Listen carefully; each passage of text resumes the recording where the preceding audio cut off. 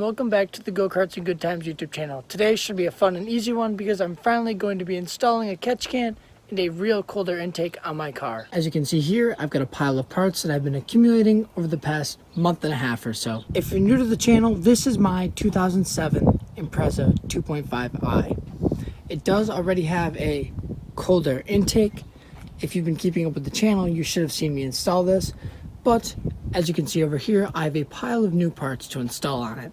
This cold air intake that isn't for the right year car and will have to be modified to use, but was too good of a deal to pass up on. Another one of these adapter plates, some breather filters, and of course, the catch can, the most important part of this install. And then I also have a pile of other stuff to get the old line of couplers that came with it replaced. They look a lot better and are not in old beat up shape. Also, I have this PCV line to get that stuff replaced. The first step of this process will be getting the old stuff off, and for that I'll just set up a time lapse and show you this process even though I've done it many times.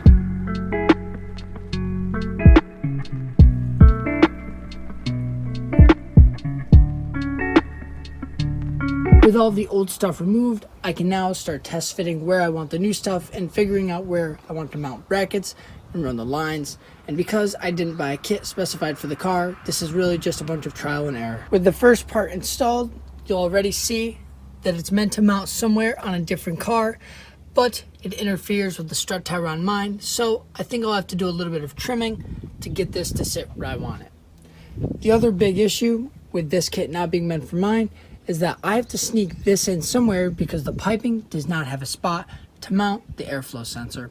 So, unfortunately, I really don't want to do this, but I'll most likely end up trimming it short, putting it in here so that the end of the piping is in a similar spot for the second part of the intake. As far as this part, I'm not going to chop it completely off, just trim one of the prongs so that it can sit where I want it because I don't want to just hack up the kit. After a quick trim, you can see it's a little bit better, but still not where I want it because it hits the strut tower, so I'll have to take a bit more off, unfortunately. After more trimming, you can see still that I'm making contact now with some brake lines, and as you'll see, I'm not sure if those are threaded holes or whatnot, but if I really want a bracket here, I should just go ahead and cut the whole thing off, drill a new hole, and then make a bracket to there, because I am cutting this up anyway, and it's not like it's going to get reused. After a bit more trimming, this is what I should have done to begin with.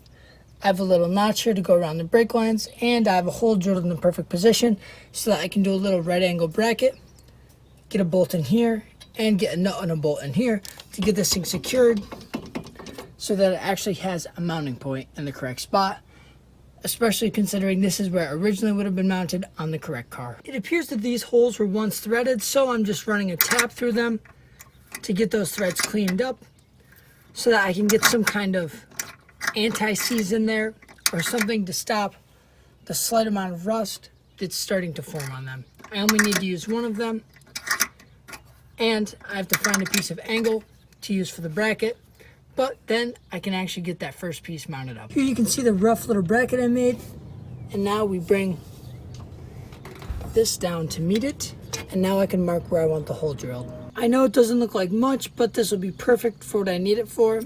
And I've still yet to clean it up nicely, but now I'm going to mount it up, get the upper pipe in place, and then I can start test fitting and marking where I need to cut it. All things considered, this doesn't look that bad, and it does keep it spaced away from the brake line in both spots, and when I get everything tightened up, it should be pretty secure. To test fit the second half, I will have to get this stock air ducting taken out and get the inner fender cleared.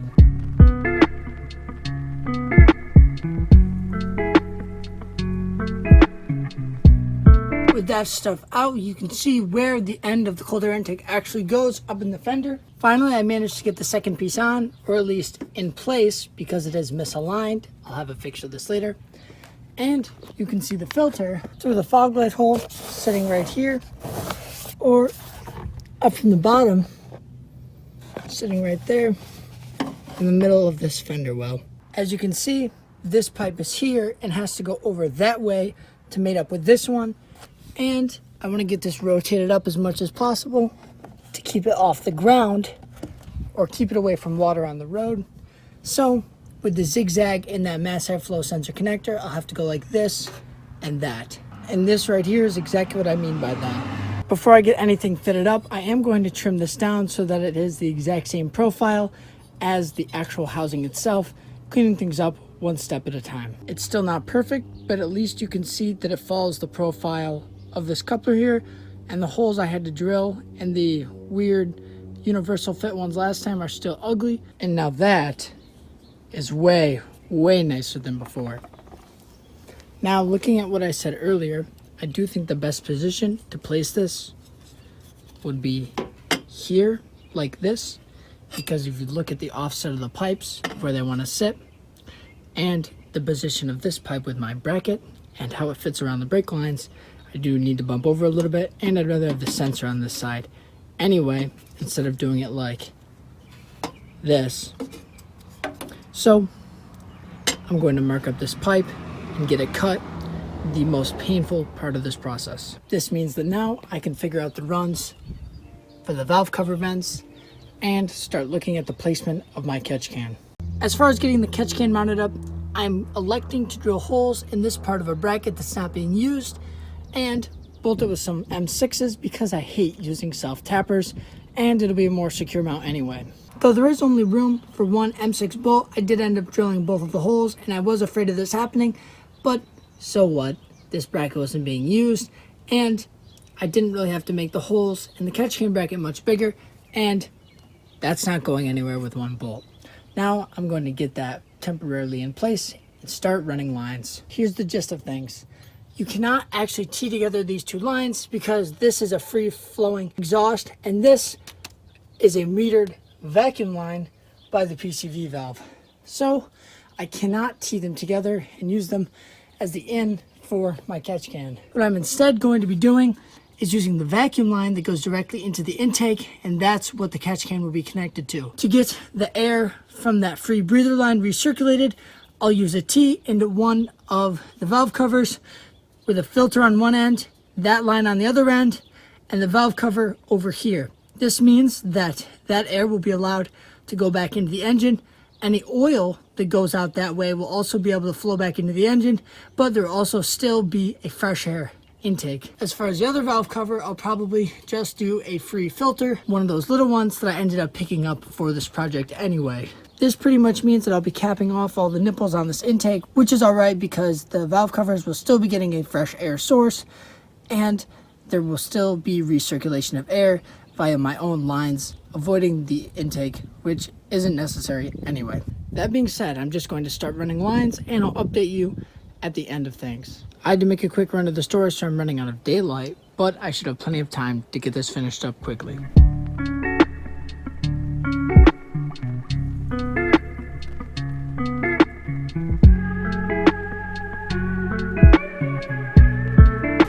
That took entirely way too long and way longer than I expected, but as you can see, the car is idling and the intake is installed. You can see some of my breathers there, you can see the catch can, and you can see the lines run. Everything is in place, everything is tight. I do still have to do a little bit of cleaning up, especially in my workspace, but I'm going to take it for a drive and make sure everything is okay. After a short little drive, I can't say that the car feels much different. Anyway, this will get intake temperatures down, and if I actually go forward with any other modifications, this will be a good supporting mod. That being said, I'll have to come back tomorrow to actually show you how I ended up getting it situated and close out the video. I just got home from work, so now I can finally do a proper explanation of how I set everything up. And I'll probably end up chopping up all the clips from last night, but here we go. You can see it is installed and it's situated pretty well, but there's a couple of key details that I had to do to make it work. First, I needed to cut it short and insert this coupler, which has my airflow sensor on it, which the previous generation Impreza doesn't have, which is what this piping kit was meant for. Number two, you'll see I have this chopped off sensor and chunk of line. This is because without it, it throws a code and an engine light comes on. So even though it doesn't affect how the car is running, I do still have to have it plugged in, so I have it zip tied out of the way. Another thing, as you can see here, all of the nipples on the actual piping are capped off, and that's because this is the wrong size tubing, and instead I decided with going small filters in closer to the stock location. I have these zip tied up out of the way with some of those breather filters, and as a plus, I got to use the stock lines. After a bunch of trying and making little measurements and dots and matching it up, I think this is the shape I want to go for. It mimics the shape of the panel with a 2-inch gap on the top and right side and a 1.5-inch gap on the left and bottom side because of the shape of the bumper here, and I want it to look semi-uniform. Right now it looks pretty atrocious because it's really roughly cut and I still haven't done that funnel shaped bevel with the heat gun, but the shape is kind of what it's going to be. So now I'm just going to get to smoothing it out with the Dremel, doing a final sanding, and then using the heat gun to bend it into shape. It's not anywhere near perfect, but I think it's good enough for now.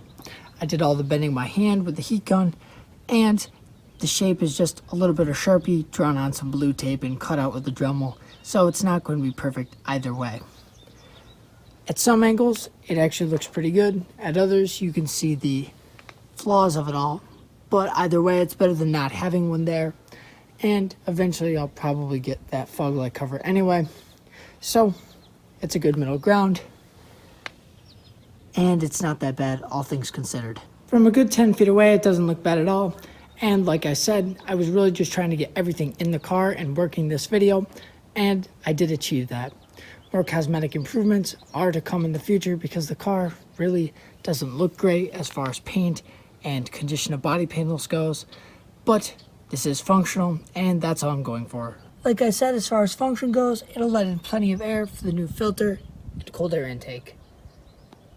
With a little bit of mesh from a window screen cut down, I want to see how it looks and possibly get it glued in.